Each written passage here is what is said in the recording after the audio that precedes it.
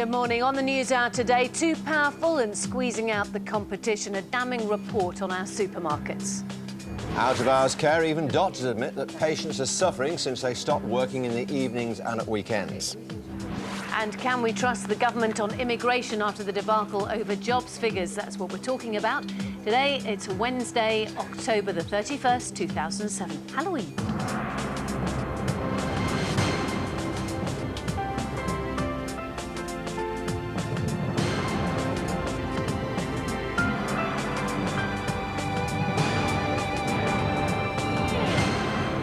Hello, good morning. You're watching the News Hour. It's just gone 6 o'clock. Also this morning, kicking out foreign criminals as a judge refuses to deport a serial offender for fear of infringing his human rights. We speak to one of his victims who says her rights have been taken away. And 14 years on from his son's murder at the hands of the IRA, Colin Parry will meet the president of Sinn Féin, Gerry Adams, today. He tells us why the meeting is so important. But first, some weather from Andrea on this Halloween night. Oh, that's not Andrea. Good morning, Andrea. Even she doesn't look that bad in the morning. Yes, it is. Good morning. Joking, pet. Yes, I was out rather late. There's no makeup here. The facilities are terrible. Good morning, I'm in Tully's Farm in West Sussex, just near Crawley this morning, and we're going to show you just what they do to make Halloween extra scary. It's going to be a good place to come tonight. We're also going to be telling you what the weather is going to be like for Halloween tonight. For this moment, let's tell you what it's like for this morning. Very cold, I can tell you, in Sussex. Temperatures are only a few degrees above freezing, about 4 degrees here at the moment. If we take a look at this morning's chart, you can see that generally most parts of central and eastern England waking up to clear skies like we've got here. That does mean chilly temperatures, but it also means a beautiful start to the day. Further west, things looking rather more unsettled. We've got more in the way of cloud. It's quite a similar weather story to what we saw yesterday. Could well see the odd fog patch as well first thing this morning. And nothing will really change this afternoon. We'll see a continuation of the wind and rain across northern and western parts, brighter in the south and east. But I'll give you a full weather rundown and tell you what the weather's in store for tonight in around 20 minutes. Andrea, thanks very much. Our top story today, Britain's biggest supermarkets are expected to be criticised by the Competition Commission this morning for using the planning laws to dominate local markets. It's also expected to call for an independent ombudsman to monitor the way they deal with suppliers. Cordelia Kretschmar is in Norfolk for us. Cordelia. Good morning. Yeah, well, what the Competition Commission is going to say today is that nationally it's a pretty healthy picture. After all, food prices have dropped around 7% since the year 2000. Locally, though, they are finding some problems.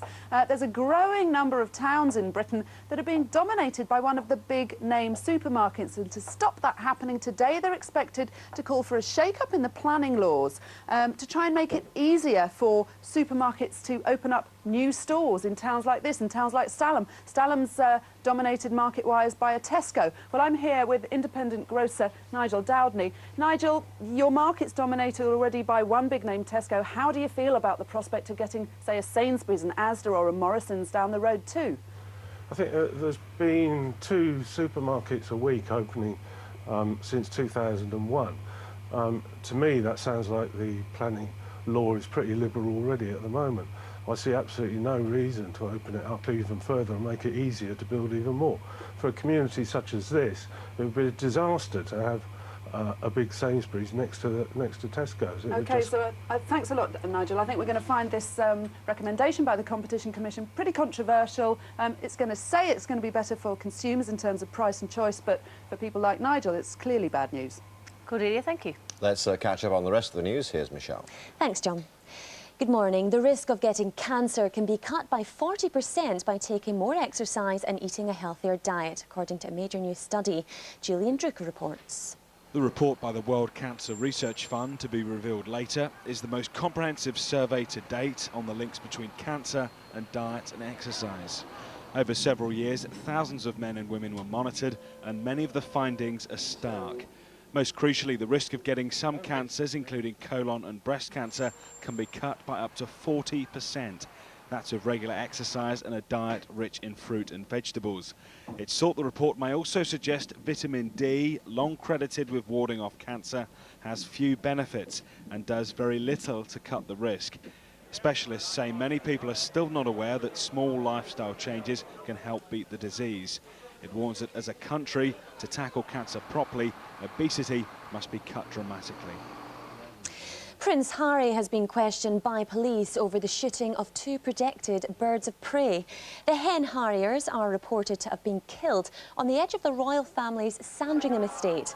The Prince and a friend were in the area at the time, but a spokesman said they were unaware of the incident. Robert Murat, the British man named as the official suspect in the disappearance of Madeleine McCann, is to be re-interviewed by police. The 33-year-old was given Arguido status 5 months ago. Madeleine's parents, Kate and Jerry McCann, are also official suspects. Many family doctors believe out-of-hours care is getting worse and patients are losing confidence in the system. A survey of GPs found 2/3 thought standards had fallen since Primary Care Trust took control 3 years ago. Richard Gaisford in a doctor's surgery in West London. Morning, Richard. So tell us what's gone wrong then. Well, since 2004, when Primary Care Trusts took over and 90% of doctors opted out of their out-of-care services, it's been a bit of a funny situation. It's normally patients waiting for the doctors to tell us what's going wrong, but it's been the other way around. We as patients know that things haven't worked, and now it appears doctors too understand that. 60% of those polled for Pulse magazine say that they think that service has got worse since those changes were brought in. Well, Dr. Sarah Jarvis, you're amongst them, aren't you? It's all very well admitting there's a problem, but what is it that we can do to make this situation better? The first thing we have to do is work out what the problem is. The problem doesn't seem to be among the doctors, because the same doctors who provide out of hours are the ones who are doing work in surgery. And we know that complaints against doctors have gone up threefold. They've trebled against doctors out of hours at the same time as they've stayed completely the same among doctors in surgery. So it's the system in a way that's at fault here? It very much does seem to be the system. Now, I think there's been a big issue. Primary care trusts have had an enormous amount of problem bringing in a major change to the system in a very short space of time. It probably should have been piloted for a little bit longer, but these things happen. I think now we have to work out how we can make that system work better for our patients. Well, thank you very much for joining us this morning. So changes need to be made, just need to work out what those changes are. Richard, thanks for that. Britney Spears has been given permission to visit her 2 young sons 3 times a week, but a court also ruled she'll have to undergo random weekly drug and alcohol tests. Russell Watson is expected to leave hospital today after making good progress following an operation to remove a brain tumour. His manager says he'll need to rest for the foreseeable future. Now, on our website this morning, why so many of us are still paying off last year's Christmas debts. EastEnders Albert Square has been voted a dream place to live in. And how haunted is your house? Take ghost hunter Derek Okora's online test. All that and more on GM.TV. The time is 8 minutes past 6. Now it's back to Penny and John. Thanks very much, Michelle. Let's have a quick look at the newspapers today. That's on the front page of The Guardian. Rising fear of energy crisis this winter. Electricity shortages and gas supply problems predicted to push bills up. That's a picture, by the way, of a Harrier hawk. Just because there are quite a lot of them about. Well, a few of them about. The Times, £100,000 tax relief as Brown gives way. Budget retreat after fury over capital gains. And that picture there, Banksy, the graffiti artist, he's back and he's at work in East London. The Independent, the face of a doomed species, saying that experts say a miracle is needed to save them. And the Daily Telegraph, make it easier to get an abortion, say MPs. Tabloids concentrate on 2 stories. The Sun leading with the, well, let's call it confusion over the number of migrant workers there are in Great Britain. Sun, as ever, unequivocal. Migrants, Labour haven't a clue, is their headline. Daily Mail equally unkind, I suppose. The migrant job fiasco. We'll be talking to Caroline Flint, Minister responsible, at about 20 to 7 on this programme. Daily Express pleased to turn heat on Murat. He was, of course, the first suspect in the Madeleine McCann case, now going to be re-interviewed by the man now appointed to head that inquiry. Same story on the front page of the Daily Mirror. Today, the father of a boy murdered by an IRA bomb will meet Gerry Adams, the president of Sinn Féin, which is the political wing of the IRA. Colin Parry's son Tim was 12 when he was killed by an IRA bomb in Warrington in 1993. Talking to Colin in just a moment, but first, Elaine Wilcox reports.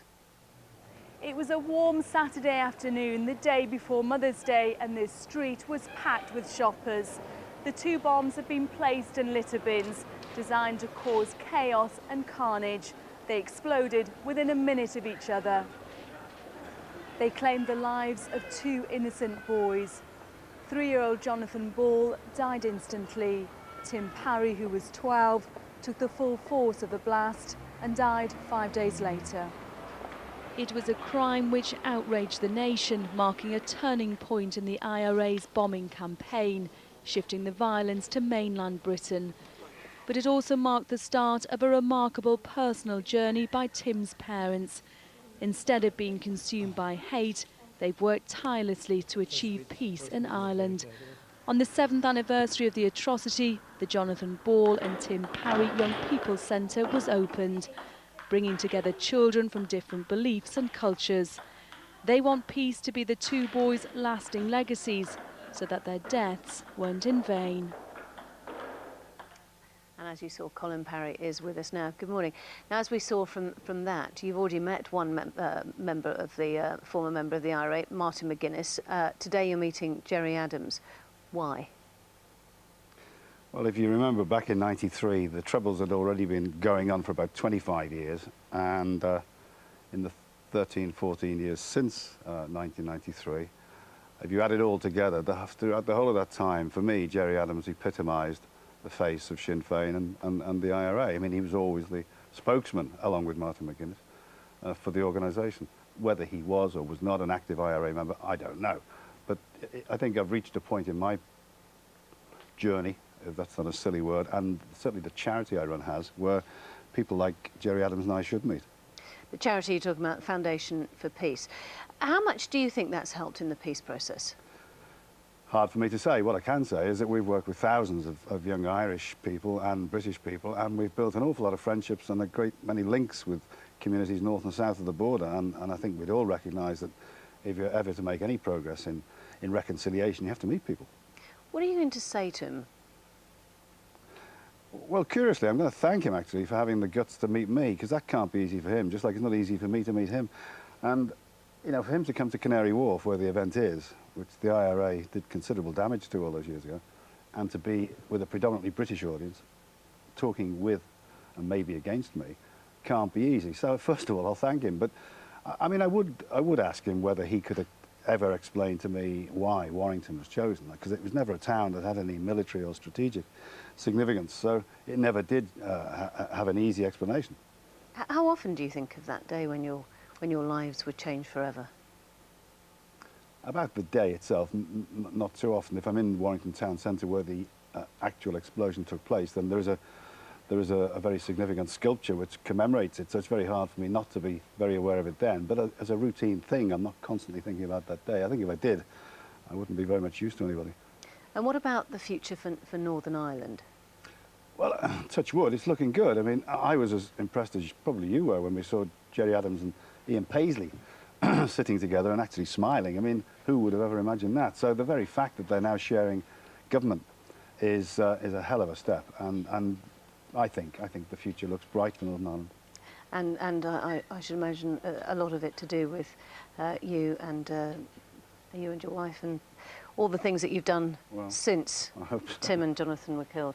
Thank you very much, Colin Parry, for coming in this morning.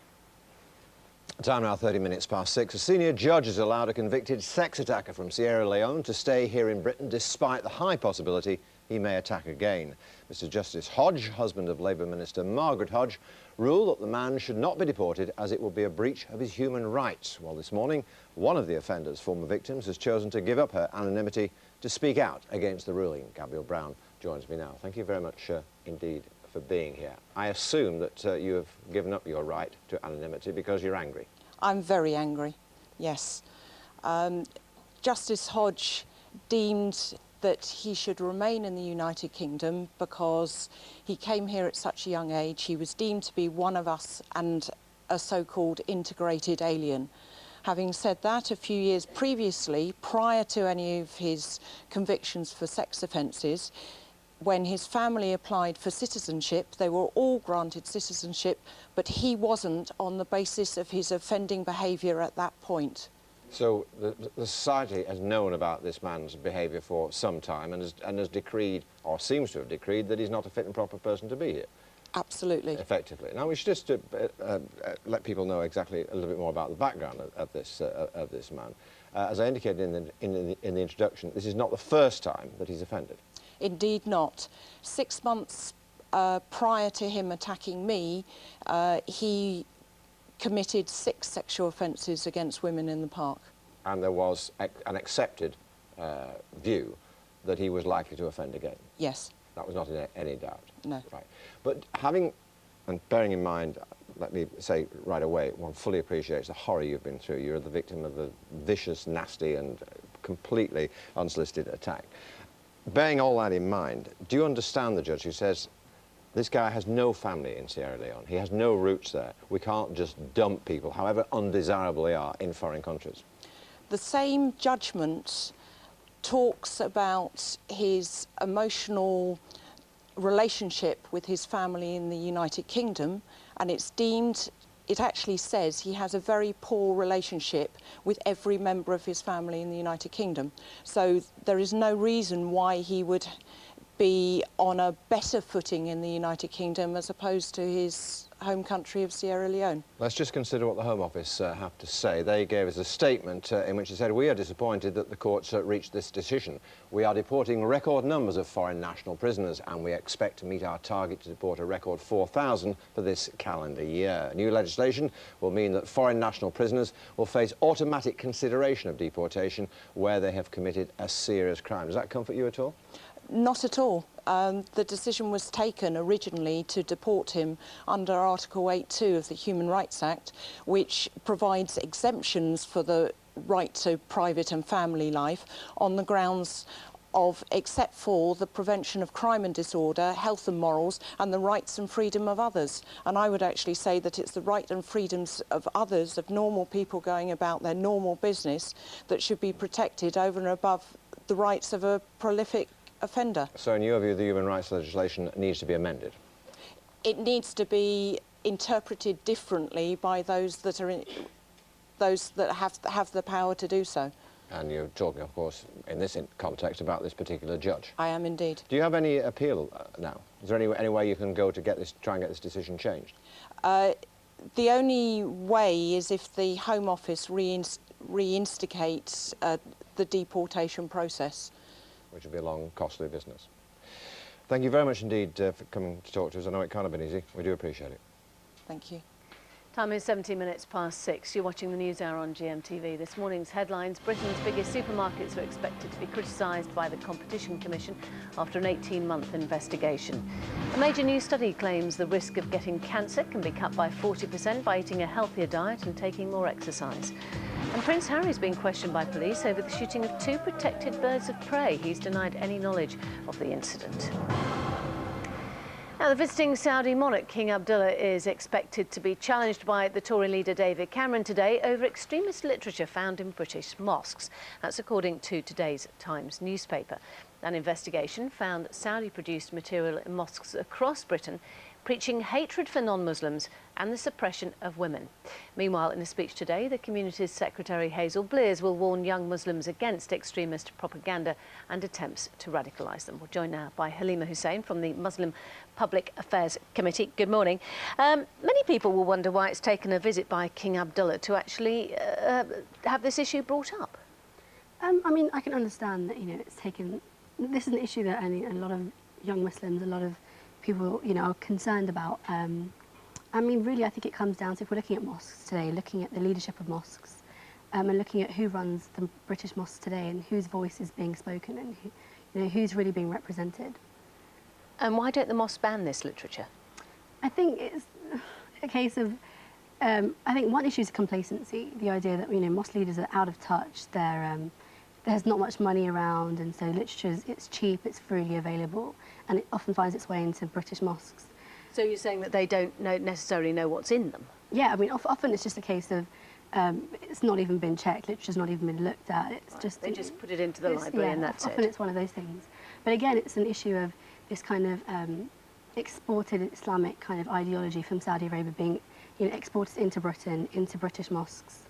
And you almost can see the correlation between what's going on in Saudi Arabia, this totalitarian oppressive regime. When you look at British mosques today, women aren't represented, young people aren't represented, and it's almost as if, we're seeing this kind of mimicking going on because they're looking to Saudi Arabia for their kind of their leadership. I suppose the big question is how widespread are the views that are in this literature within the Muslim community here? I mean, for example, we're talking about killing of gays, Jews spreading vice, seeing unbelievers as second-class citizens, for example.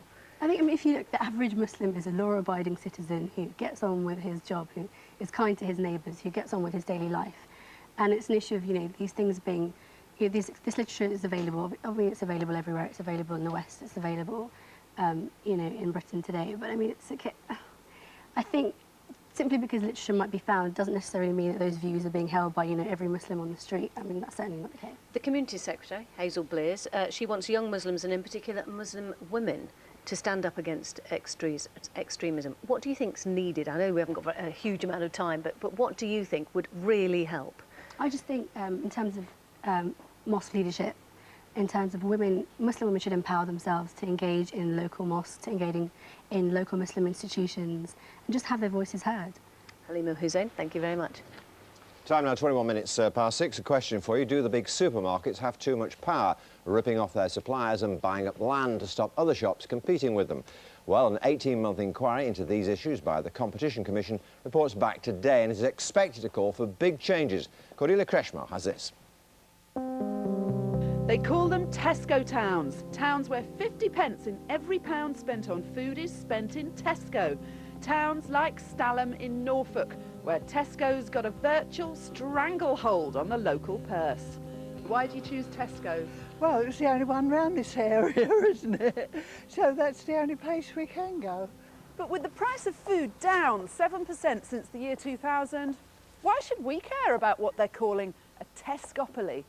Well, just this week, one of Norfolk's last independent petrol stations closed its pumps after 50 years and switched to selling cars. Then there's the issue of land ownership. Some time ago, Tesco bought this plot of land just over the road from their store, but they've done nothing with it yet. That means none of its rivals have been able to set up shop here. Good for Tesco's, but is it good for Stalham? Everywhere you go is Tesco's, Tesco's. And also I don't think it's fair on little shops like in the high street here. A lot of them are shut down. And then there's the issue of supply. This fishmonger's just lost the trout supplier they've used for the last 25 years, so they're all out of trout. Tesco's are taking the monopoly on their catch, so we're unable to now get any sea trout from them. Upsetting. So that's put us in quite a muddle, yes. Tesco claims that every little helps. But some people in this part of Norfolk say you can have too much of a good thing. Well, Tesco said they wouldn't comment before the report comes out later this morning, but their boss, Sir Terry Leahy, says in the Sun newspaper this morning that any changes would penalise a British success story. Well, Stephen Allambritis joins us now. He's from the Federation of Small Businesses. Some would say, Tesco's and Sir Terry have got it right here. The best regulator in the business is the customer. The customer decides where they want to shop, and most people, or certainly lots of people, want to go to a big supermarket where they can park their car and do the whole shop in one fell swoop. Yes, we don't deny that Tesco and the other supermarkets are cleaner, safer, cheap. You can buy all your goods in one fell swoop, 400, 500 pounds worth, but we need to consider as we grow older and we haven't got that ability, we want to go round to the corner shop and it's not there. So we need to look at the long term as well. But why is Tesco also able to sell us a pound of sugar and a pint of milk so cheaply? It's because of the way in which they virtually bully and harass the suppliers. They're selling below cost in some cases. They're selling below cost, which is illegal in France, and that's why in France you've got the supermarkets working quite well with the boulangerie and the patisserie, and we'd like to see some of that kind of legislation over here. We know they make a fortune. What is it? I got it. Horrendous profit, amazing profit. But, they're not running a charity at the end of the day. And small shopkeepers who diversify do well. Delis are doing well. There's a resurgence of delis. So, they're not eliminating all opposition, are they? No, they're not. But at the current latest count, 2,000 small shops a year are closing down simply because this fierce competition. Also, as your programme showed, they're holding on to land to ensure no one else goes there. And the way in which they buy the goods from the farmer so cheaply for themselves. They don't actually tell us that, and a lot of the consumer, a lot of the public out there believe that it's Tesco's, through their own kind heart, that are giving us these goods so cheaply. So we need to think about the supplier as well. This report out today would indicate, or there are indications that this report out today is going to change some of the legislation regarding the purchase of land, etc., which is good news from your point of view. On the other hand, the bad news is that I think they call it the needs test, which applies at the moment, where a chain has to demonstrate that the local community needs a big supermarket. That's going to go away to open it up to competition from all sorts of people. We could finish up with more supermarkets as a result of this report, couldn't we? We might get more smaller supermarkets or other supermarkets in competition to the big four, which would be no bad thing. But also, today's report will introduce an ombudsman to control the relationship between the supermarkets and the suppliers. I think we've moved on in terms of this big debate about whether Tesco are bad or not. We know that they're bad with their suppliers, so we need to think of those dairy farmers, those producers, to make sure they get a fair crack of the whip when they're selling their goods to the likes of Tesco. OK, Steve, we should point out that this report isn't just about Tesco, it's about all four of the big supermarkets, and we did invite all four of them involved in this investigation onto the programme. Tesco's, Sainsbury's, Asda and Morrison's all declined and refused to comment ahead of the report, which is being published, what, about 35 minutes' time at 7 o'clock this morning. Thank you, Stephen. Good to see you. Thank you. 6:26, just a few hours now before Andrea follows me and turns into a pumpkin. Andrea. Been doing that for years, Penny. Always follow whatever you do. I'm here in West Sussex this morning. I'm just outside Crawley. It's a place called Tully's Farm. Basically, we're here because of Halloween. It's been growing in popularity over the past few years or so. Obviously, it's much bigger in America, but even here, they're kind of starting to get into it. In Tully's Farm, they sort of throw themselves into it rather enthusiastically. We've asked for some people to come. Oh, my God. Let's take a look at the weather. Oh, my God. GMTV weather, sponsored by Nestle cereals. Whole grain for the whole family every morning. They always have very wild parties here in West Sussex, either that or lack of makeup department. OK, weather-wise, I don't know if you can see just behind me, very clear skies here in the southeast this morning, but very, very chilly indeed. Temperatures have dropped down to around freezing, just around 1 degree in the Bournemouth region this morning. What that means is we are seeing a little bit of mist and fog to start off with. That should lift very readily, and I think most parts of England and Wales will see a fine, dry and bright start. Basically, the weather today is very similar to the kind of conditions that we saw yesterday. For the west that you are, that's always we're going to see a little bit more in the way of clouds and patchy drizzle. Especially for the north and west, and also northern western Scotland. For this afternoon, not really that much in the way of change. Dry, fine and bright for most eastern counties, always more unsettled in the north and west. Temperature-wise for today, well, again, fairly chilly, as you'd expect for Halloween, for the end of October, but not doing too bad. You've got the winds coming up from the Azores at the moment. What that means is the temperatures will be fairly mild for tonight. Of course, it's Halloween. You're going to be out trick-or-treating. Sunset times, as you can see across the country, varying anywhere between around 4:30, the further south that you are, to around 10 to 5 o'clock, the further north that you are. So what's the weather going to be like for trick-or-treaters? Well, starting off in the north, you can see, well, fairly drizzly, it has to be said. You may well need to take a brolly if you're out and about trick-or-treating. The temperatures should hold their own, only dropping to around 12 degrees or so. Further south, well, we will see clearer skies, which means that you might not get quite so wet, but of course it will be a touch chillier. But even saying that, as I say, we've got the winds coming from a rather friendly direction, so it won't be too cold if you're heading out, and clearer skies. Chance of some drizzle in Cornwall later on. For tomorrow, well, in terms of tomorrow's weather, it's sort of more of the same, really. Most of eastern counties, that includes parts of Scotland, right the way down into the southeast of England, waking up with some clear skies, but rather drizzly and unpleasant the further west that you are. I cannot, honestly, wherever I go, I just pull. I love being me. Here's your summary. For your local 5-day weather update, visit our website, gm.tv. There are days when it does feel a bit like that here, doesn't it? Yeah. Ours just don't have masks, do they? Time is almost 6:30. It's Wednesday. Of course, it is October the 31st. It is Halloween. Yes, you're watching the news hour on GMTV, and in the next half hour, 800,000, 1.1 million, or 1.5 million. Just how many jobs have gone to migrants, and can we ever trust the government over immigration again? We'll ask them in a few minutes' time. Out-of-hours care. Even doctors admit that patients are suffering since they stopped working in the evenings and weekends. And over-pampering your pets. Why obesity is a weighty problem for our four-legged friends. I know I've got to.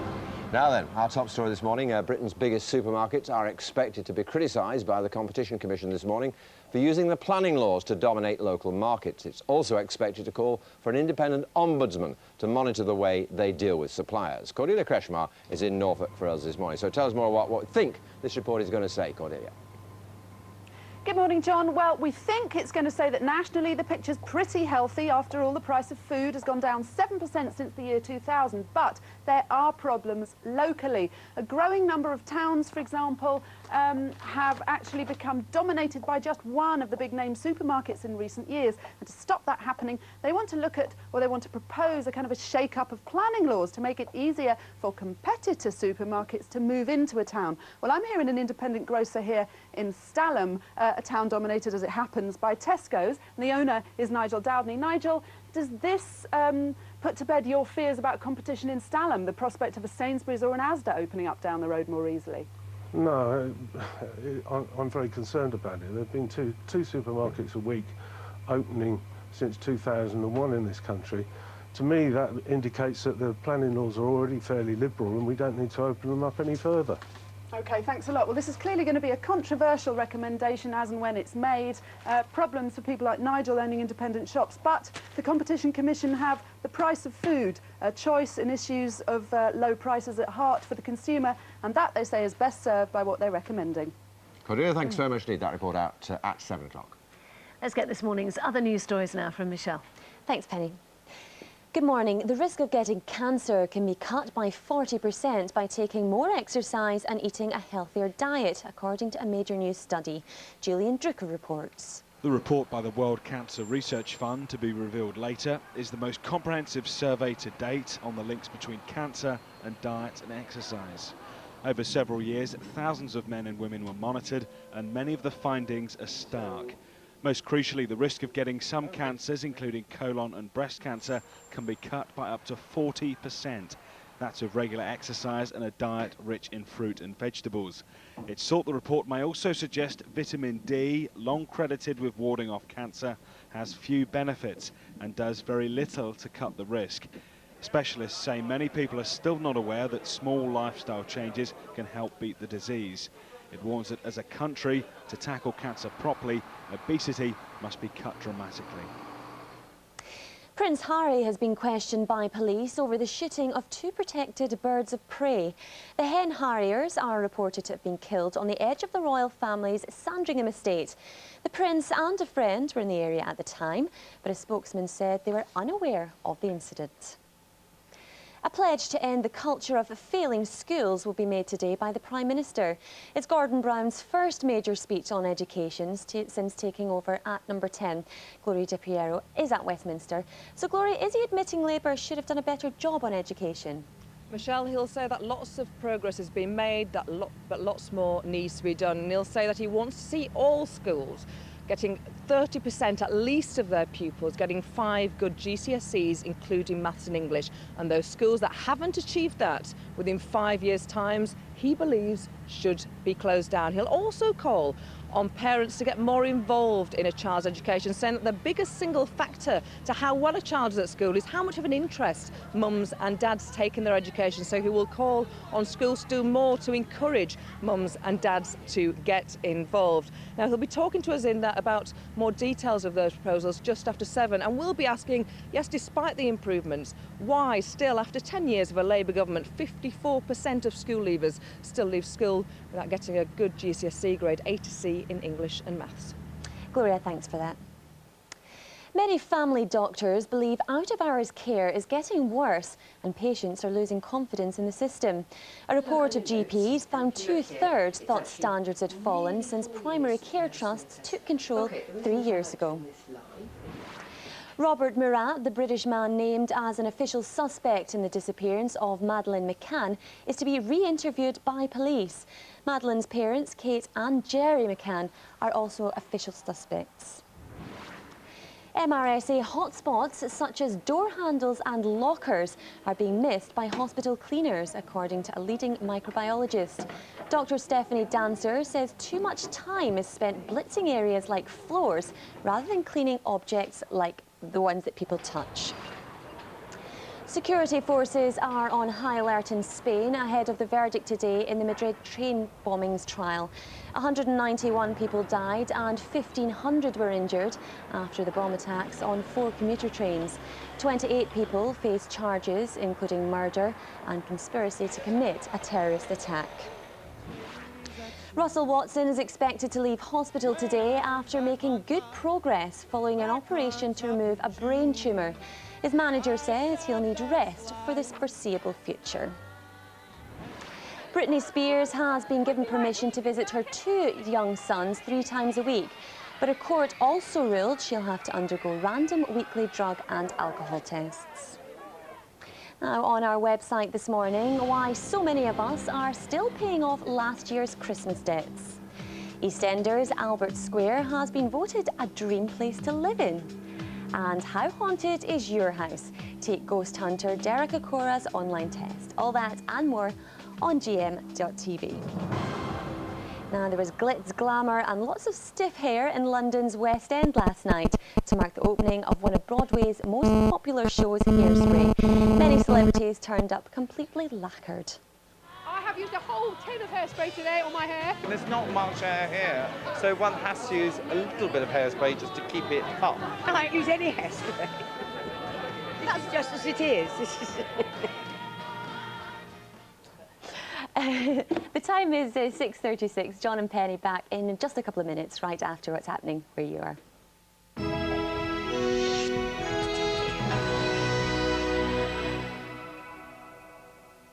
Thank you, Michelle. Good morning. Here are the main stories in the Northwest.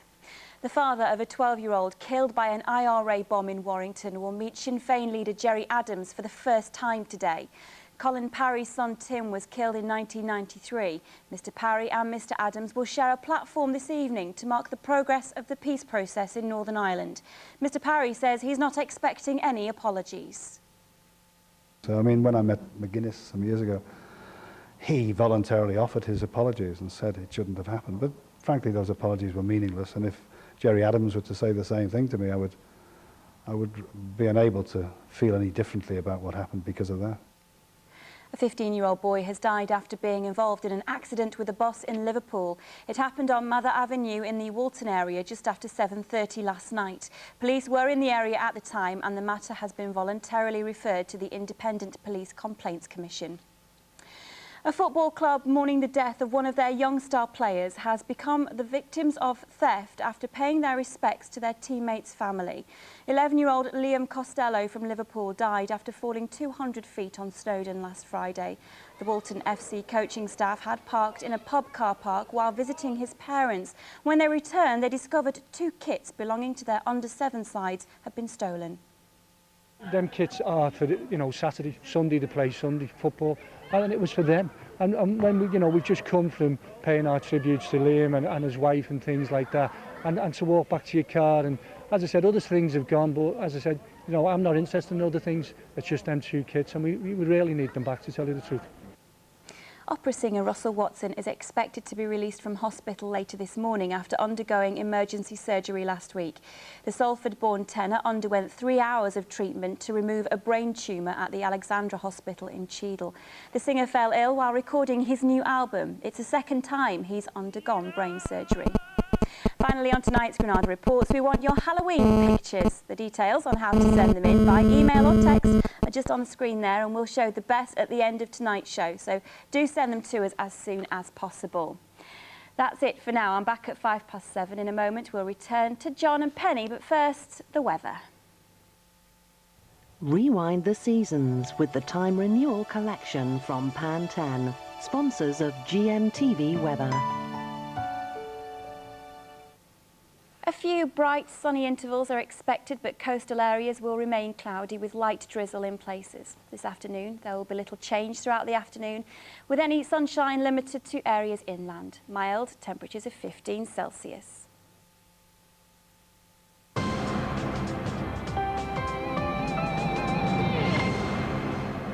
It's almost 20 to 7 and we're going to have a quick look at the papers, and first, an R story. Very R. This is Bill and Jessie, and they've been together for 78 years. And look, that's them when they were 2, holding hands, and they're still holding hands so many years later. There we go, next door neighbours in Margate. It does, warms the cockles. Congratulations, Cecilia. The Guardian, rising fear of energy crisis this winter, and the picture of one of these Harriers that Prince Harry is being quizzed over possibly shooting. The Independent, the face of a doomed species, saying experts say miracles needed to save the Indian tiger.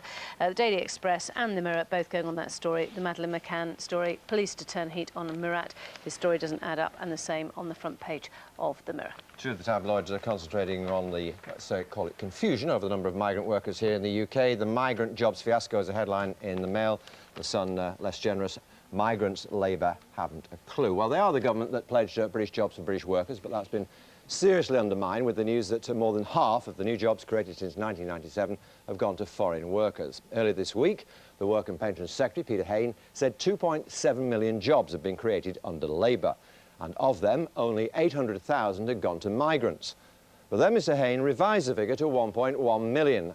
Then, a figure from the government's own Office of National Statistics, but it even higher at 1.5 million. We're joined now by the Shadow Work and Pensions Secretary, Chris Grayling, and the Employment Minister, Caroline Flint. Good to see you both. Thanks for getting up to talk to us. Caroline, a usually embarrassing episode for the government, and something that looks like a cover-up that went wrong, was it?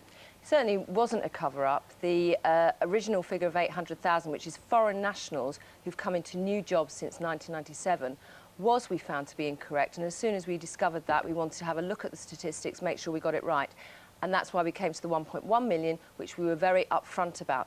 I have to say, what is confusing about this is when you get figures that aren't representative. So the 1.5 million does include foreign nationals, but it also includes people who were born abroad but actually are UK nationals. And I think, you know, it's really important in this debate, because I know it raises issues for people, but it's very important that when we're using statistics, we're talking about the same people, and 1.5 million it's just isn't unfortunate the same about you didn't get them right. Well, no, we did. So it's a good old-fashioned cock-up, nothing more.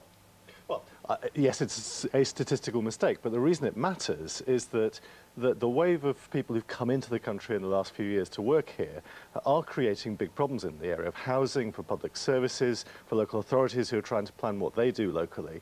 They get money based on the number of people who are supposed to be in their areas. If ministers don't really know how many people are here, and there are still even doubts about the figures we know now, they don't include, for example, people in temporary accommodation, people who have only recently arrived in the UK, and Labour's own Frank Field is now saying the figure could be as high as 1.6 million. He said these are based on 2003, they're out of date. Let's just say the figures for a minute. Let's just put the point he made by the Sun front page this morning. The fact of the matter is, you haven't the faintest idea how many migrant workers there are in this country, because there's probably hundreds now in Peterborough, Slough, Oldham, Barnsley, all over the place. You haven't a clue who are here. Well, we do have the statistics which help us make those estimates, and I have to say they're the same basis that of statistics we used under previous Conservative governments as well. We are also introducing ID cards for foreign nationals from next year's. We are going to be counting people in and counting that, and including for those who come on the workers' permits, setting a limit. As of now, I'm sorry, talking about that. As of now, you must admit, you don't know how many migrant workers there are in this country. You could not reliably, honestly, put your hand on your heart and tell me. What we do know, John, is that 29.1 million people are in work in this country. We're not dealing with the mass unemployment of the 80s and 90s, where over 3 million were unemployed.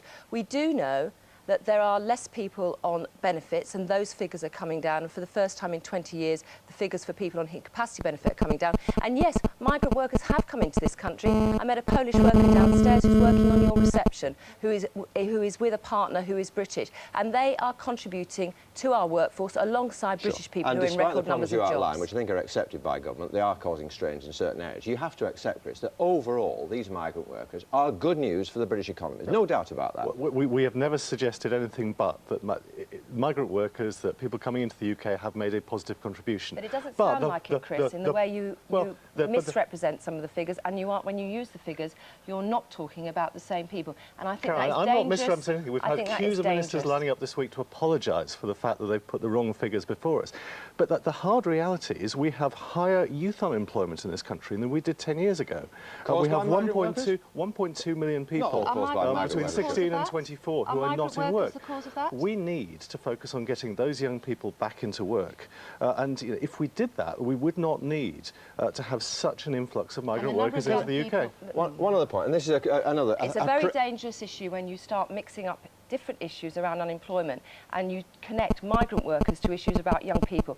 The number of young people who are long-term unemployed has gone down dramatically. Yes, we need to do more about those 16 and 17-year-olds who are coming out of school without qualifications, and that's something we're addressing. But don't mix up these issues, because Let's it's just come back to the issue we're discussing this morning, or the headline issue we're discussing this morning. And another problem, I suggest you've created for yourselves. British jobs for British workers, apart from the fact that it is clearly a nonsense. It's illegal. You can't do that. You can't discriminate in that way under EU law. Well, so it's nonsense for Gordon Brown to say we're creating British jobs for British workers. You can't do it. Well, there's 660,000 vacancies out there in the UK today. We have signed up over the summer over 100 employers who've signed local employment partnerships with us. And what they're going to do, John, is work with our job centres to support people who are currently on benefits into work. That is what we mean by providing the opportunity to work for British people. And that's one of the ways we can fill the vacancies Just and very, still very have briefly, in migrant fairness, workers playing a contribution. I accept the government are doing things, and I'd be horrified if they weren't. But they've been in power for 10 years. These are problems that are here today. We don't have 3 million people unemployed as we did under the Tories. We have 5 million people who are stranded on benefits. No, they are people with disabilities, they are students. So again, you're mixing up the information, I'm afraid, Chris, which doesn't help in the terms of your leader having a sensible debate. There we've got to leave. I regret to say. It's a fascinating debate. Love to know what people at home think about it all. Thank you both very much, Steve, for coming to talk to us this morning. Thank you, Chris. Time is 7:15. Doctors will admit today that since being able to opt out of working evenings and weekends, standards of out-of-hours patient care have deteriorated. A new poll in Pulse magazine finds that 60% of GPs think care's got worse, and half say they often have patients complain about the service. Well, Richard Gaisford's in a doctor's surgery in Hammersmith for us this morning. Richard. Yes, good morning, Penny. Well, it was back in 2004 that things changed in a health service, and for doctor surgeries like this, primary care trusts took over and GPs got new contracts, and it was all supposed to be good news for everyone, and for the GPs it certainly was. Many of them got pay rises because they had to offer more services. It meant that there were more GPs available for patients, and in general terms, most of us got a better deal during the day and during the working week, because there were more doctors to see. More stayed around in the service. They were leaving in large numbers before this new contract, and more have since been attracted to work as GPs. The big problem came, though, with the out-of-hours service. 90% of them decided to contract out of that. They didn't want to do those weekends and the overnight shifts, which were really draining on them, and meant that they weren't actually getting huge amounts of money for it. So not surprisingly, they said, don't worry, we'll leave that to someone else. And from the patient's point of view, very quickly everyone saw what was going wrong. There was no continuity of care. You never knew really who was going to turn up, when they were going to turn up, and what they were going to say. And records and reports weren't necessarily passed on, and in some cases tragic circumstances. So that really is the scheme and the system that needs to be changed. Thanks very much. Well, joining me now is Dr. David Colin Thorne, the National Director for Primary Care. Good morning to you. Good morning. Good morning. Do you accept that you've got this out-of-hours system wrong, letting GPs off the hook over working evenings and weekends? Now it's the patients who are suffering. No, I don't accept that. I accept that there are areas where service hasn't been so good, but generally patients are very satisfied with the survey. And we did have an independent assessment done last year by the National Audit Office, which showed that the vast majority of patients were very happy with the service, some extremely happy. No evidence that any safety issues could be related to out-of-hours services. And it's, after all, it's what GPs request to do because of the stresses of being on call 24 hours a day. And I think, as a result, we've produced, and the Audit Commission, the National Audit Office confirms this, one of the best out-of-hours services in Europe. So are you saying that doctors are lying then? Because just 1 in 10 doctors says that service has improved. Sorry, no. Is this in this survey in Pulse, are you talking about? Yes. Yes. Well, that's just a very brief survey in a publication that tends to have very superficial, non-scientifically based studies. And I think that we need to have facts. If some GPs are saying there are particular problems in their area, then that's something we need to focus on. But I've been a GP, just retired after 36 years. Our out-of-hours service was fine. I've just been visiting a big out-of-hours combine in London, which serves 700 GPs. Plenty of GPs are volunteering to do the work, and there's no issue about quality and safety or any other problems there. So what are you actually saying then, that this is just rubbish then, that actually everything is hunky-dory apart from a few little things here and there? No, I'm not saying everything's hunky-dory. One of the things you find in the health service is that generally you might have a good service, but in pockets there is a service which isn't very good, and that's what we need to focus on. What I am saying is that the out-of-hours service is not a failure, as often people assert. And it was GPs who wanted to opt out of their 24-hour responsibility, quite understandably. But remember that before GPs opted out, back in 2000, there were so many complaints about the service then, that's when the GP-led services, when they had cooperatives and so on, that the Ombudsman got involved and had a study done, and that's why we responded in the way that we've done. Not hunky-dory, not hunky-dory, but good in most parts and could be better in some, and that's what we need to be putting our attention to, rather than saying the whole service is nonsense. Right, so rather than, so at the moment we're talking about patients, for example, having to have telephone triage, dealing with nurses rather than doctors, going to hard-pushed A&E. You're saying, as I said, can I just reiterate, you're saying it's just a few here and there, little pockets, as you put it. It's pockets, and in fact there's no evidence that A&E attendance have gone up since the out-of-hours service happened, this new service. In fact, currently our figures are showing that A&E services have stabilised, and any rise in A&E happened before GPs began to leave the 24-hour responsibility. So I think there's a lot of assertions made which creates a sort of sense of panic. But where there's areas of poor performance, that's right, we need to do something about it. But the general service meets both patient satisfaction and the independent assessment satisfaction. We have to leave it there. Dr. David Colin Thorne, thank you very much for talking to us this morning, and obviously we'd like your comments at home. Don't forget you can email us gm.tv. John.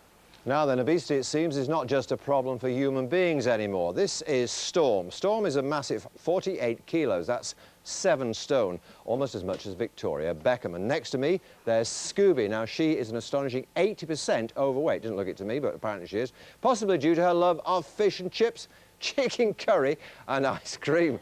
We'll be weighing her a little bit later if we can get her on the scale. So they're among the 8 finalists in this year's Pet Fit Club competition organised by the animal charity, the People's Dispensary for Sick Animals. And Paul Manklow from the PDSA is here to explain more. This is a huge problem, you're saying. I mean, I say this, I know it's a problem. I've got 2 very fat cats, right? But I'm not the only one. Yeah, I mean, we've done a survey at the PDSA, and a national survey, and we're finding that in some areas of England, pet obesity is rising to about 30%, and I'm sure that's mirroring what they're finding in child and human obesity rises, so it's definitely an important issue that we need to address. And is it because big softies like me? I mean, at 4 o'clock this morning, one of my cats came and cried at my ankles, as though it hadn't been fed for about a week, and I give in. I feed it on demand. Absolutely, and pets are very intelligent. That's a learned behaviour. So your cats, you know, knows how to get treats and food out of you. So yeah, they're very clever, very clever. But also, it's a change in owners' lifestyles as well, and the different ways that we respond to our pets as well. Yeah. So I mean, why is he so big, Steve? Come on, honest, hand on heart. Hand on heart, he's overweight because I used to give him tidbits. I always used to cave in all the time. Yeah, what sort of tidbits? Leftovers from chips to chicken, anything like that. Does he do what my cats do? Does he sit by your side when you're having dinner? All the time, yes? and dribbles. And dribbles it too. I might not do that. So, like, can we see if Scooby will go on the weight machine? Let's see what she... And you can tell me... You see, I don't think she looks that overweight, but I'm assured by the authorities that she is. Now, why do you think, Jenny, that she... What is she now? In... Stay. What's that say? 2 stone... 6 pounds, 2 stone, 6 pounds. Is that what you thought? Yeah, roughly. We do it in kilos at the pet thing. So you're a big softie too, are you? Yes, too much. Fish and chips, really? Really. Ice Thai cream. curry, Yeah. ice cream. I have a cat that eats cheese, actually. Oh yes, she loves it. Cheese as well? She loves it. Anything that she can eat, she will try. Right. And if she likes it, she will eat it. And they're all. You're going to have a competition now to find out who can lose the most weight. Now, can you actually safely make an animal lose weight? Because it sounds a bit iffy to me. Yeah, absolutely. I mean, the competitions run over 100 days, so it's just over 3 months. And we're not going to get these pets back to their ideal weight, but we're going to get them on the road to that ideal weight. And how do you do that? I mean, it's useful for me. How do you do that? What do I do? It's about addressing the whole life lifestyle. It's not just about diet and nutrition. It's exercise, it's behaviour, it's training, it's everything. Can't take the cat for a walk, though, can I? Yeah, but it's spending more time with your pets, playing games. You can instigate your cat in a hunting game, things like that. So it's just getting them more active. They bring mice in all the time. You can play Monopoly with your cats, you know you can. Mine are fantastic, I'll tell you. Nothing nicer than sight of a dead mouse on the kitchen floor at 4 o'clock in the morning, I'll tell you. Lovely. Thank there you we go. very much. All the very best. Thank yeah, you. lovely animals, well behaved. Thank you very much. And that's it from the News Hour. Fiona and Andrew up next with GMTV Today. Yes, we'll be talking to Heather Mills live on the programme on why she's taking on the newspapers over what she says are untrue stories about her. And will the weather be a trick or a treat? Andrew's going to have the details. That's after the break.